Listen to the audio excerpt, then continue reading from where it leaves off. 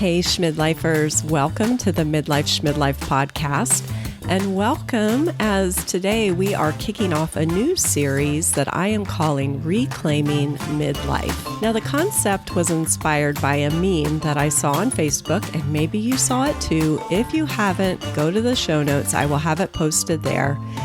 And it was a photo of the Golden Girls right next to the characters from the Sex and the City reboot and Just Like That. And the meme let us know that the characters of both shows are the same age. Seriously, just let that sink in a little bit. I'm not sure when you watch the Golden Girls, but for me, I'm pretty sure I know it was when it first came out. And then I watched them on reruns, maybe in the 90s. I don't know. I totally love that show. But I have to tell you, realizing that these beautiful women, and they were very beautiful and very, spirited, but they were portrayed wearing what they were wearing, living where they were living, and being the same age as I am, my mind was just blown. And I actually had a lot of disbelief. Surely that's not true. There was shock. There was horror. Actually really had to go and look it up and do some investigating because I thought, man, that's not true, is it? And honestly, there was at some point I realized, well, hell yeah, we've come a long way, right? Like women in their mid-50s, that's how society looked at them back when Golden Girls was first filmed. And it's become such an iconic TV show still today. And now you look at the characters in And Just Like That. And yeah, we've come a long way. But also I realized we have a long way to go. And I really believe that journey of reclaiming starts with us. It starts within us and it starts with ourselves. I mean reclaiming midlife both figuratively as well as literally. Why do we have such an aversion to the word midlife? I mean, honestly, that's why I named this podcast Midlife Schmidlife. It is based on what the word implied. I was turning 50 and freaked out and looked up, I was trying to find a different word for midlife. And I'm going to explain more about that experience in this episode, so I don't want to give it away. But I just really did not like that word. And I'll be honest with you, I still struggle with it today. But also, I want us to think about reclaiming midlife figuratively. How are you choosing to show up during this time? Are you embracing who you really are? Or are you living still in the past? And when was the last time you asked yourself, what's important to you now? Are you settling in a career that no longer suits you? Or have you been dreaming of having more in your life and yet you still feel guilty for doing so? It's time we claimed this time for ourselves. And hey, I'm always open to a new word to describe where we are right now. So if you have any suggestions, please let me know. As my guest and I talk about in today's episode, we want a Sex and the City word for midlife. Now, speaking of reclaiming, I have another podcast suggestion for you. The concept of a woman circling the drain conjures up negative imagery for some. But for the hosts of Circling the Drain podcast, they've heard this phrase used so many times in reference to perimenopause, menopause, and the plight of the aging woman that they've chosen to reclaim and repurpose the phrase in the spirit of humor. Co-hosts and longtime friends Ellie and Julia take a deep dive into the sometimes embarrassing, often hilarious, and always bewildering issues of hormonal changes that take place in midlife.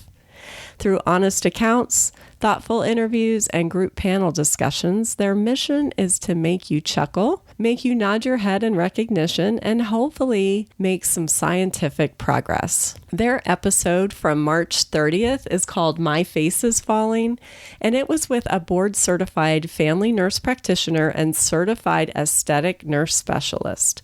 Their convo was all about Botox, injectables, and fillers. And I have to tell you, I learned so much, and it shifted my view of what I'm willing to explore for myself. And the best part, I laughed my ass off the whole time I was listening.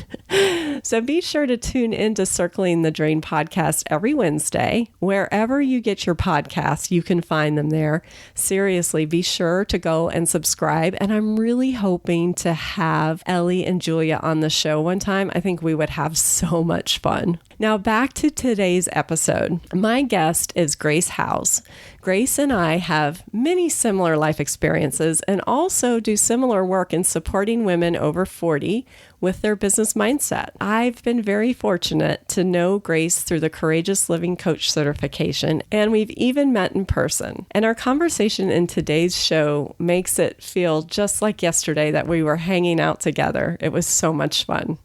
In fact, we were just talking on this topic about reclaiming midlife, and neither of us realized that we had really just kind of jumped into the conversation. It was a good thing that I had hit record early, because at one point I just say, "Hey, Grace, we've started the interview." Now, Grace believes that women can achieve anything at any time and that her age should never be a factor. It was only in her early 40s after she started her first business when she realized that joy was hers to have. Before had always thought she needed permission, and that doubt didn't need to be her constant sidekick. You can find Grace on Instagram and Facebook at Grace Howes. And since recording the conversation that we're about to share, Grace started her podcast for women in biz called Brave, Bold, and Badass, and it is badass for sure. I'll have links in the show notes for everything I mentioned here today, so be sure to head over, click on the links, subscribe, connect, do all that great stuff. So I have to ask you, are you ready to reclaim midlife? Let's go drop in on the conversation with Grace.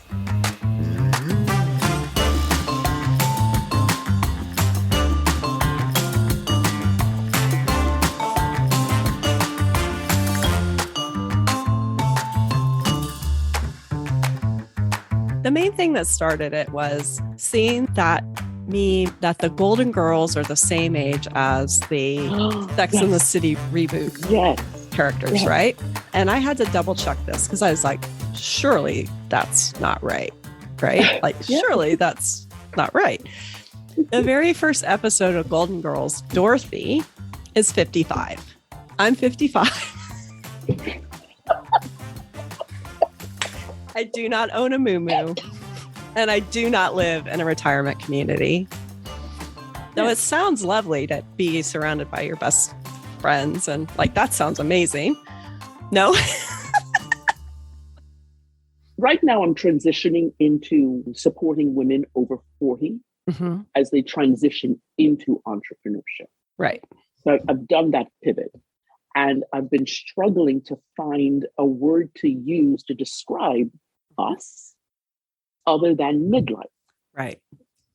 Midlife aptly describes it, right? It definitely says where you are or where we are. Right. But I think I want a Sex in the City word. Yeah. Yes. Yeah. I really want a Sex in the City word. I don't think it exists. So that means I'm going to have to make one up. And hopefully it catches on. Right. But the word midlife, I associate in my head when men have a midlife crisis and they go through that period. Right. I don't want midlife to be a word that people associate with, oh, here we go again. A crisis. Yeah. Yeah. Because you and I are in our 50s. There are things we do now that our mothers would never do. Right. Never even consider doing. Right. So the idea that just because we're in midlife, I really want people to understand or to get that the Sex in the City women, although, we don't have to be fashionable in all of Sarah Jessica Parker. I mean, the woman wears some really interesting stuff. But it looks fantastic. Yeah. Oh, yeah, it does. I wish I could pull it off. But I want people to think of us in that way. And not, I don't know, there's not a word for it. I want us to be looked at in a different way. We are still very capable. We're still very badass. We're brilliant with lots of wisdom. And there's so much to us that society, I don't think, has caught up yet. But this show is definitely there. The show showcases that. Mm-hmm. So I just want to say, Grace, we've started the interview. Okay, then. Because I don't want to start over, because that was amazing what you just said. I was like, well, hell, we've already started. Yeah, let's do that. But yeah, it is something that I've been thinking about for the last 2 years, because I'm feeling, I call myself a life coach for entrepreneurs. I mean, at the foundation of it, I'm helping you with your life and mindset, but also, because you're a woman in business, right? That's where I'm headed with you. But at the same time, in the last couple of years, I have been struggling or questioning, or I don't even think those two words are the correct ones, to find where I fit and who I want to serve. It's always been women. Ever since I was a little girl, since I was 15, 16, I knew two things. I would be in business and I would help women. How I knew that shy, don't say boo goose person who, I don't know how she knew that, but I've always known that. So I know those two things. And for the last 2 years, should I go there? It's like, I always liken the stuff we do, it's like putting on a coat. When you have an ill-fitting coat, it's like, you're bound up and you feel uncomfortable. So I'm trying to fit this coat to me. And I'm trying to basically, you remember that play, Joseph and the Amazing Technicolor Dreamcoat? Yeah. And that I've just aged us. Yeah. Yes. That's all right. So that beautiful. We're on a podcast called Midlife Schmidlfie. We've already aged ourselves. Right? Exactly, right? But that's the coat. That coat, the thought of that beautiful coat, that costumey coat, is how I see the new Sex and the City show. Beautiful and flowing, and lots of layers and lots of color and lots of fun. And that's how I see the women I want to help. But do I do that? Right. Can I do that? Can I say I want to help women age 40 and over? What will people say to that? Is that a thing that will turn women off? Because society says when you get to a certain age, you're kind of on the downswing. Right. Yeah. Well, I mean, just from my perspective, I feel like saying you're helping women 40 and over is much better than saying you're helping women in midlife. And that's only because it's because of the way that we take the word midlife, right? Yeah, exactly. I remember when I started this podcast, it was 2016, and I was 49, getting ready to turn 50 and freaking out about that. I do have reasons for that, because my dad died. He never made 50. So there was just that milestone. Yeah. So it was like this line of, it just was this realization. And he actually got to cross that line. Yes. How lucky and privileged I was to be able to do that. Right. But to me, technically, it was like, holy shit, I'm going to be in midlife, And so I thought, well, there's got to be a better word for it than midlife. This is back in 2016. So I Googled definition of midlife, and up popped Urban Dictionary. Definition was the wrong side of 40. The wrong, they use the word wrong in the dictionary that everybody will see when they see the midlife. So it's been removed, by the way, off of Urban Dictionary. May have had to do with define that. MALE. That's who defined it. Yes. But it is back up on Word Hippo, because I was, again, 2 days ago looking for a synonym for midlife. And because I'm creating a group program. And so it's following. There again. Yeah. It's almost as if we've let it go. You and I would never associate ourselves with the moo-moos. the wearing of the muumuu. That's not who we are. Right. It's not to say that was a bad thing, but that's just not who we are. And trying to let go of the thinking that automatically comes in using the word midlife. Mm-hmm. And it's why I love the word, the name of your podcast, Midlife, Schmidlfie, whatever. Yeah. You know, it's like, come on, that's not a thing. But we can't seem to get rid of the thinking behind it. Right. Yeah. Well, and then I have to think honestly, I feel like I've shied away from it, right? So I started this podcast and then I didn't want to be known as the midlife coach. So then I kind of backpedaled from it a couple times. Yet people love it. I mean, I'm always surprised. I get people listening to it when I don't even have a series or I haven't done it for a year. And I look at my stats and I'm thinking, that's got to be wrong. That's not right. And but it's right. But that I would think that has more to do with, since it's 2016 you started, with how you show up and showcase the podcast that doesn't rely on the old definition of midlife. Right. Even though the podcast is entitled Midlife, Schmidlife, I don't know that you think of midlife as that. So, you know, in the 5 years, geez Louise. I know. This will make sense. Wow. In the 5 years, I think you have defined what it means to be here. And people are resonating with that. Right. I must say that a podcast name is a podcast name. Right. And the reason I stick with it is because of the content. So I've listened to your podcast. And then we're none, and I'm like, oh, it's back again.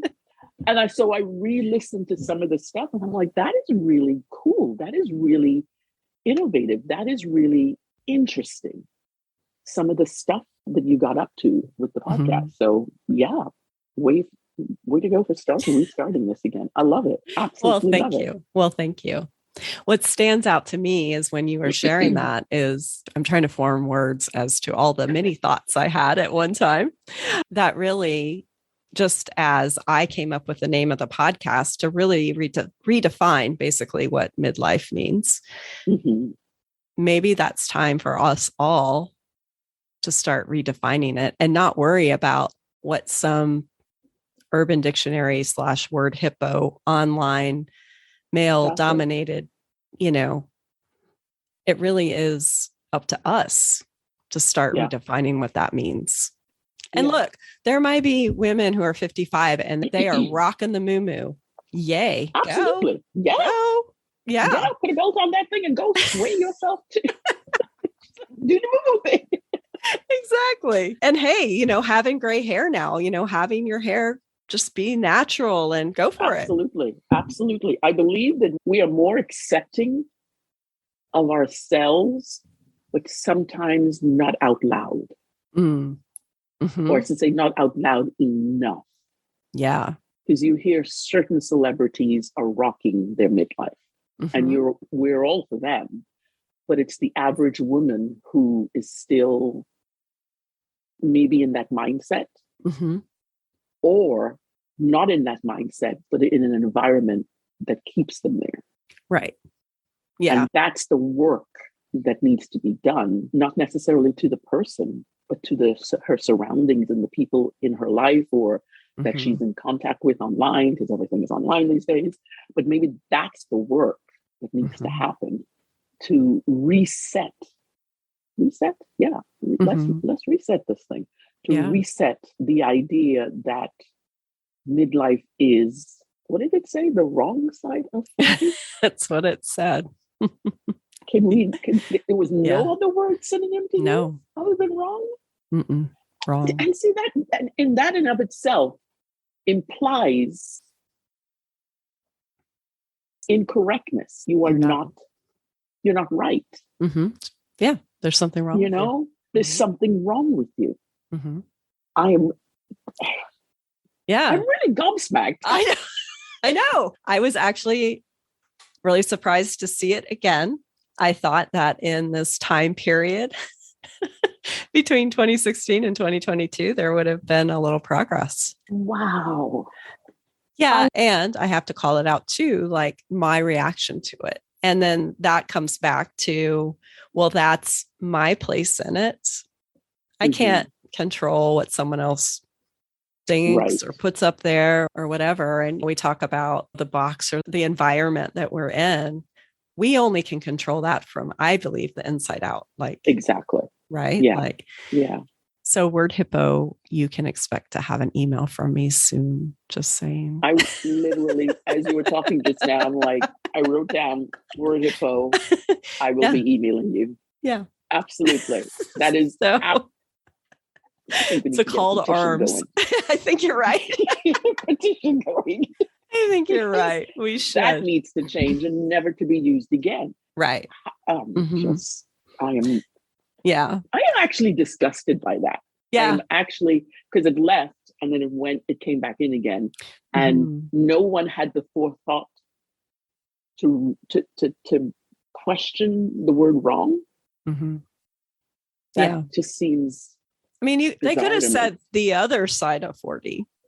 Oh, look at that. Another word. Oh, there you go. And it doesn't feel so horrible. Yeah. So. It almost implies that, which is what midlife implies, downhill from there. Right. And it is so not that. Absolutely not. It is. I'm kind of liking this. Yeah. I think I like this more than I liked my late 30s and 40s. When I was 40, I remember there was a whole lot of self-discovery. I knew that I didn't know the whole of who I was. And so when I was 38, I went through a self-discovery process. And that was precipitated by, which is something I share widely, my husband coming and saying, I'm leaving. Now, granted, I've got to let everybody know we've been married for 30 years now. So, okay. Yes. But when I was 38, he said, I'm leaving. And it's like, I was the stay-at-home mom. I was working in retail. So there wasn't a whole lot, substance there, I thought. And so that was my first self-discovery process where I went on a year-long journey to find out who I was. And who I was, it took a long time to actually accept who I found. But that was the beginning of this process of who I am today. Right. And I put up a post on Instagram today. It was interesting that a friend sent me a cup, and the cup said "badass and brilliant." And you know how there's a false loop that happens. Oh, I can't say that. I can't put that out there. No, what would people say about me? Right. And then I had to tell her to shut up because I got this. Yeah. Just sit down. I've got this. And so I took a picture and I posted it anyway. And that, to me, that little blip I had of, oh, I can't say that about me. No, that little blip is who I think the idea of midlife was. Right. You can't be present with who you are today. No, what are you thinking about? That's not what you do. You're in midlife. Yeah. When we call for you, come. But other than that, stay seated. Stay seated. Exactly. That's not who we are today. And I go back to the show and Just Like That, I think is the name of the Sex and the City show. Yeah. The fact that show is out means there's awareness on some level. But it's not broad enough yet. Right. I don't think. You know, but calling myself brilliant and badass. I say that about my clients all the time. And I say that about, so why the heck can I say that about me? Well, come on now. I think you're brilliant, but there is something there and, about claiming who we are, right? Yeah. And that can be very uncomfortable and so very important for us to, like what's coming to mind is like, what the hell were we waiting for? I mean, we spent a good majority of our lives, well, half of our lives, I don't know what, like looking for someone to say it was okay or someone Permission. to invite us. And then I think you just hopefully reach a point in your life and you're like, what the hell with that? Like, I don't need your permission. I don't need your invitation. I'll make it myself. That's not happening. And if I continue to wait for it, I'll be sitting on the sidelines and I don't have time for that. Yes. And I think that is really a gift because there is, I don't know if you feel this way, but there is this, I don't have time for this nonsense. Like, I don't have time to be wasting time, and not in a bad way. I don't feel like it's a negative thing. It's almost like a good kind of a good fire under your ass. It's just like, Well, it's knowing it. To me these days, it's knowing. I had a business coach and she said, when you have a consult with a client, you're either a hell yes or a no. And right now it is a case of, what am I choosing to say yes to? And when I choose to say yes, it's because I know internally not only my boundaries, but what sits well with my values. So I'm intentionally choosing to say yes to. And what am I heck knowing? Absolutely not on. Right. And that knowing is, I think, is where we are right now. We know what we want. We can define it so much better. Right. Because we've done the work. So, well, hopefully we get to doing the work. Exactly. But we've done the work to define what is a heck yeah for us, Yeah, definitely. Yeah. And, so I'm thinking about so I'm going to be straight up honest. I have not watched any of And Just Like That. I haven't seen any of them yet. I know I've wanted to. It's just, we've just had a little bit going on right now. And I feel like that's something I need to make like some time and space for. But I've heard to skip the first episode and I'm totally fine with that because I've. Oh my word. Yes. So I'm not going to. Almost didn't watch anything else, but yeah. I think I'm just going to skip that one. I've heard enough. But here's what I do want to talk about. I remember when the show was first coming out and they were doing all the promos. And I remember women, let's just have a little discussion about this. There was a lot of conversation about how Carrie looked because she has, fine lines and wrinkles. And I also remember there was discussion about Charlotte because she's obviously had some plastic surgery.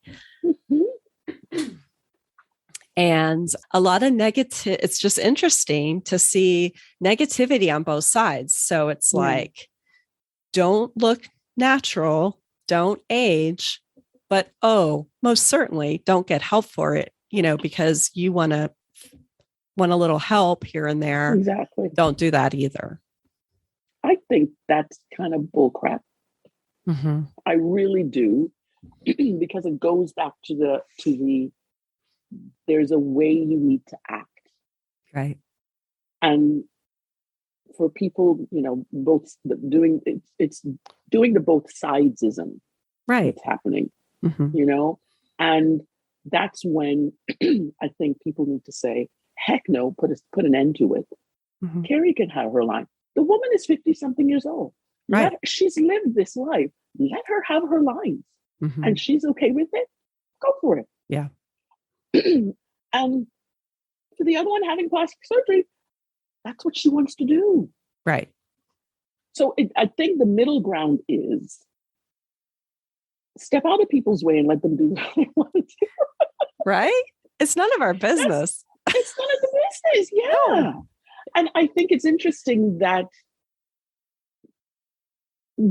at this age where Sarah Jessica Parker, obviously looking her age, she is not the 30-something she was in the beginning when she did Sex and the City.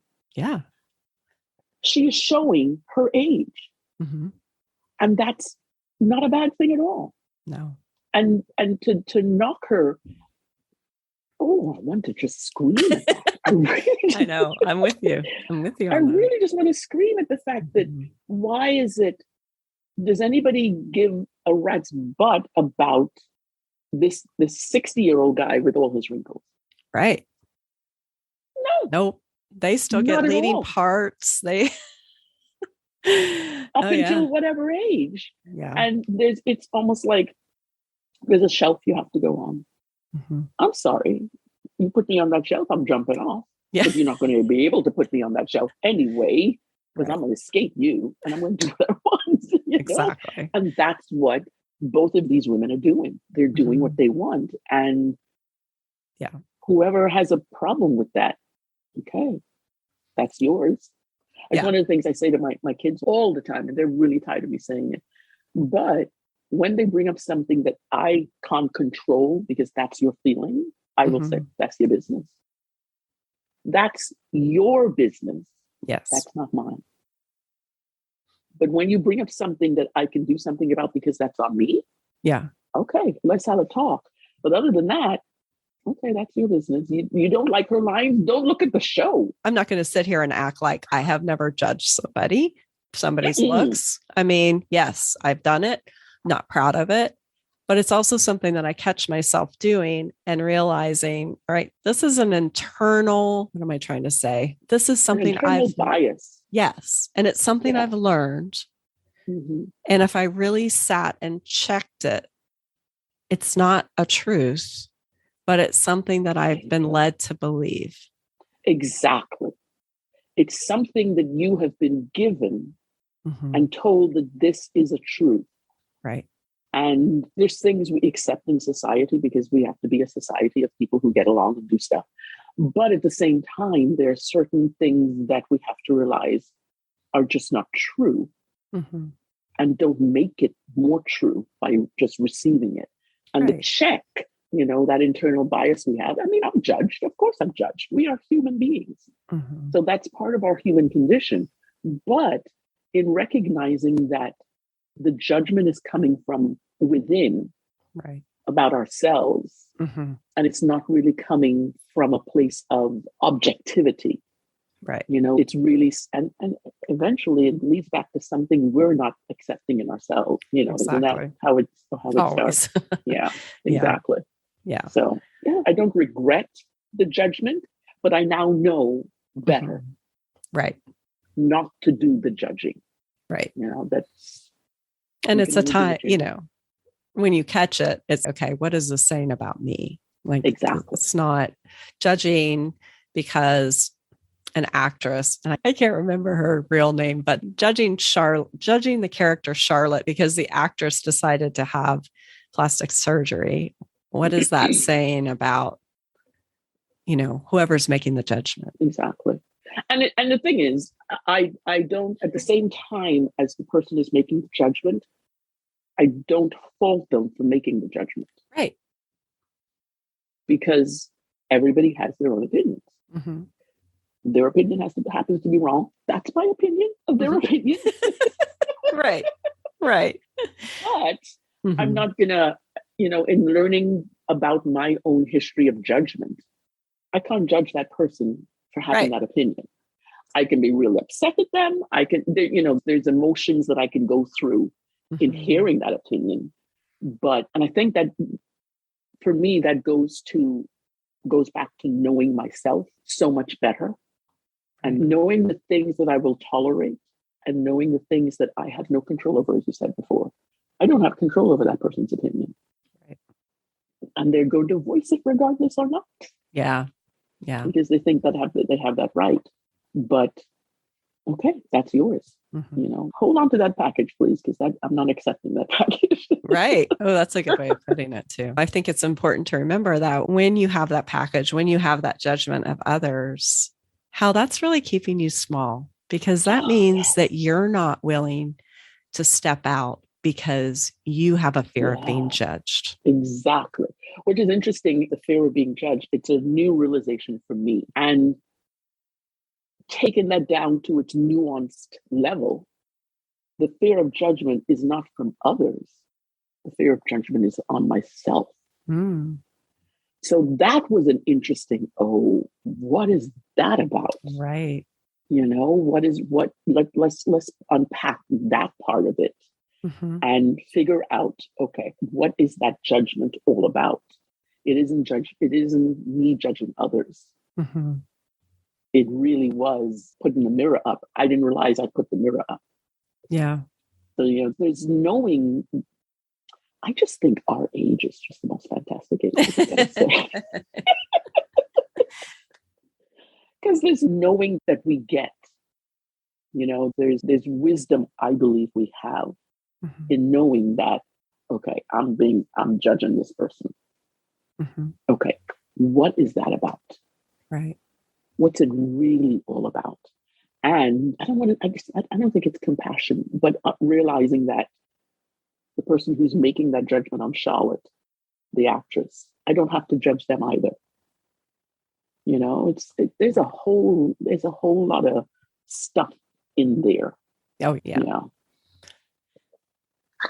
Yeah, there is a lot of stuff. Like, I feel like we could just dive into that subject right there. And we're talking about age, and we're talking about this age where we are. I'm a big believer that we are continuing to, until we have this realization of it, which is really the heart of growth, right? It's the heart of just being able to step out of what society sees as normal. It's because we just realize our own these things about ourselves, and it takes work. It's not like you wake up one day and you're like, okay, well, now I'm 50 and now I've got all my shit together. Well, can I get that pill, please? Because I really would like that pill. No kidding.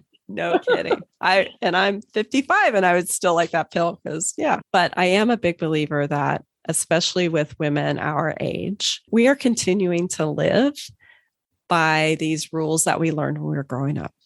So I can see not wanting to step out, not to even post your coffee cup, right? Because that's calling attention to yourself. And that is something that I don't know about you, right? Don't do that. Don't be a braggart. Don't be, don't be an attention hog. I don't know, whatever words that you heard, whether it was intentional or not intentional. Don't raise your hand too much. Don't be so smart in class. I mean, all these things. All of these things that kept us at a low level in ourselves. Right. And come to find out, that's not how we show up in our authenticity. That's not how we sit in that beautiful space and be ourselves. Right. And I think the thing about the work we do, or we need to do, for some of us, we still need to do a lot of work. Some of us have moved, further down the road. But the thing about that work we do is it's all evolutionary. We're still processing. We've come far, but we're still, this, for me to have that blip that said, you can't talk about yourself. It's ingrained. But now I recognize that doesn't have to be part of me. Right. I can catch it. Right. And turn it around so that I feel good about it. Yeah, I am badass and I am brilliant, and I'm accepting that. Yeah. And not feel too, as you said, braggadocious about I'm not bragging. Right. This is my truth. And to accept it, you have to be on my side. But if you don't want to accept it, that's okay. Right. That's okay. Yeah. I'm not pushing it down your throat, which is what we were told if we were, don't talk about yourself because you're pushing. No, that's who I am. And I'm okay with that. It's interesting to me these days how I'm an introvert and I'm an overthinker. And I own those two. As, years ago, describing me as an introvert and overthinker, you're like, oh my God, please don't think that way about me. But right now, I'm an introvert and I'm an overthinker. But the thing that I celebrate in those two combined at this stage in my life is I can go inward and do some examination. And that's what the overthinker part is. And I guess I still overthink, but I can do some examination, some self-examination, and come out with information about, oh, this is a new thing about me. Okay, how do I want to be in this space and show up, with this new information? And then the introvert, I just love being an introvert. I love An introvert allows me to see how others tick Mm-hmm. without being intrusive. Mm-hmm. I can sit back here and I can just look. And when I need to, I can recharge in my space. I used to think those two words were bad. Right. It was a bad description. Right. And now no, they're just words. Mm-hmm. That's it. They're just words. Yeah. And I'm not giving a charge to them anymore. Mm. As a matter of fact, I'm giving them a positive charge rather than right. Charge. Right. Yeah. Which is interesting because it brings it brings us full circle and back into the charge that we give the word midlife. Oh, yeah. Right. So you're going to start this petition on me. I think we could do it together. Yeah. Oh my gosh. I don't like the word. Right. But it's a word that everybody understands. Mm-hmm. But what if we, instead of having to understand, like when we first, I just interrupted you and I'm sorry, but I have this thought. You mentioned at the beginning how everyone associates it with a crisis. And we've talked about the definitions we've seen. And what if we, I don't know, I just think of, again, my mind is like swirling all over the place, but I think that because I've seen a real shift in how being an introvert is, there's books, there's whole blogs, there's like a whole world now that it's cool to be an introvert. It's really cool to be a geek now too, right? Like, I know. Who would have thunk it? Exactly. So there's all these things that have shifted. And I feel like, Grace, that we're just at this time where it's time we start shifting the way that we think about the word midlife and also just in general, just as women and aging. I totally agree with you. I absolutely, totally agree with you. There's certain descriptions that are, now acceptable and nobody thinks negatively about them. Mm-hmm. But midlife is one of those words that it almost like sets people's brains up to think a certain thing, which obviously, and it describes a period in our lives, but the period in our lives, the extra bit that's added on to this chronological period in our lives is that the dictionary definition, you're on the wrong side of 40. That's the definition we need to change. Mm-hmm. Midlife itself is it doesn't have a charge. Right. The word, obviously. But it's what we make. It's the make of it. Yeah. And I think it needs to change. I think it's time. I agree with you. I think it's time. Yes. All right. We're starting. So what are you going to do about that, Miss Liz? Well, I'm continuing on with this podcast that I've backed away from several times and having awesome conversations with amazing women in midlife. So there you go. I love that. Yeah. Everybody needs to do that. Yeah. So that's right. I think that's right. Excellent. Absolutely excellent. Yeah. So as our final little question that I have for you, and I know you've talked about, I had to smile first. Before I ask this question, I had to smile because I didn't realize how close our stories were as far as being 38 and having that time. Mine ended a little differently than yours, but that's how that goes. But just really having that time of an awakening. It was, who am I in all of this, through all of this? Wow. There is a time I feel that self-discovery, it hits us all at different times, and the feeling the need to do that. And what advice would you give for a woman that, say they're listening to us and they're thinking, I want more of that. I want to know myself better. And I want to explore that, who I am. What would you say to them? First of all, it is absolutely possible to know yourself. And the thing about knowing yourself better is not necessarily you accept everything, but knowing yourself better. And it starts with your own self-awareness. it really just starts with your own self-awareness. What are the things, finding out what are the things that matter to you? What matters to you? What do you want to say a heck yeah to? Mm. And what are you willing to forego and say the no and let it go? Mm. So it's that inner work that kind of peels back the layers of who you are today. It's choosing to do that work. Because to me, that's where the juicy bits are. Mm-hmm. That's where the coolness is. That's where the brightest light shines. So yeah, going internal, I think it'd be the thing. And to do that, you need to become more self-aware. Yeah. Who are you in all of it? It's a lot of work because you have to be on top of it all the time. Right. And if you're willing to be on top of it to find out who you are, then you're good to go. You're on that journey. But if that's too much for you, then be okay with where you are. Mm-hmm. Just be okay with where you are. Accept where you are. Mm-hmm. But know that the work needs to happen anyway. Mm. Yeah. That's great. That's great. Yeah.